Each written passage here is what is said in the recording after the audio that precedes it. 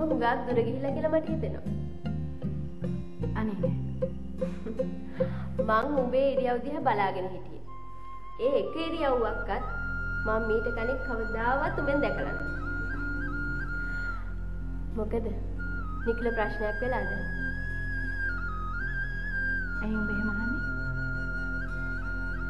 එක වෙලාවකට මට හිතෙනවා උඹ ඉන්නේ විසඳුමක් ගන්න බැරි තැනක කියලා.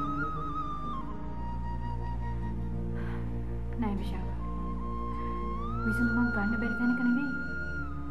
ඒ කිසිම දවසක නොදැනුණු සම්බන්ධයක්. ඒක මොකද්ද කියලා ඔබ දන්නේ නැහැ. උඹට හොඳට පුළුවන් අනුන්ගේ හිත කියවන්න. ඒ මේ හිත හැම වෙලේම සතුටින් ඉන්න උත්සාහ කරන හිත.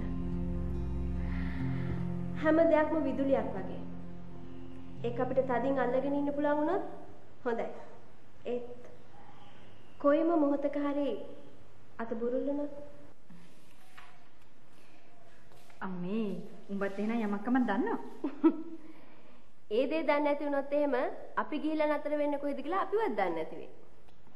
ඒ කියන්නේ මේ ඔන්න හෙට මම අම්මයි අප්පච්චි එනවා. මරුනේ. හැබැයි කෙල්ලේ ලැවරියා ගේන්න නම් අමතක කරන්නම එපා කියන්න. මං කිව්වා මෙහි ඉන්න පෙරේතියොන්ට ලැවරියාම ගේන්න කියලා.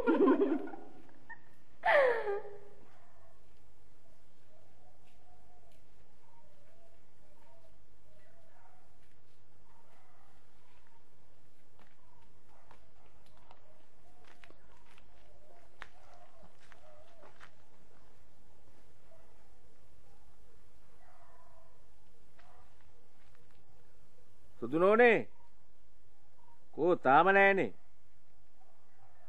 අපි එනකම් බස් එක බලා ඉන්නේ නෑ බං.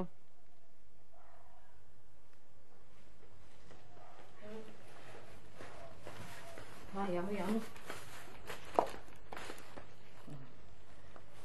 පොඩ්ඩියේ. ඕක විසි කරලා දාලා ඔය මොනවා හරි හදාගනි. ඇයි ඒ පාර මොකද?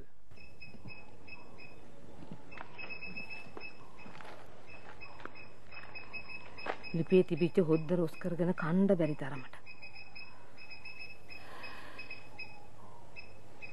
ඒ පාර මොකද?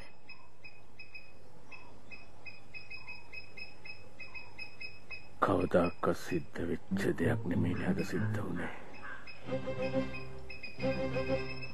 මටත් ඒක දැනුණා. මම බලනකොට හෝ ගාලා ගින්දර ඇවිලෙනවා. කණ්ඩම බැරිද?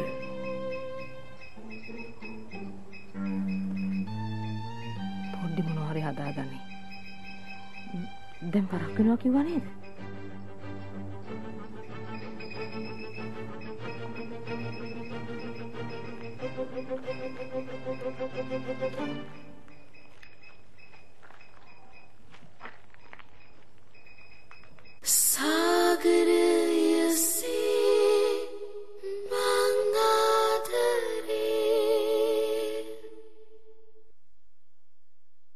අනුග්‍රහය වේවා ශක්තියෙන් මුළු පෞර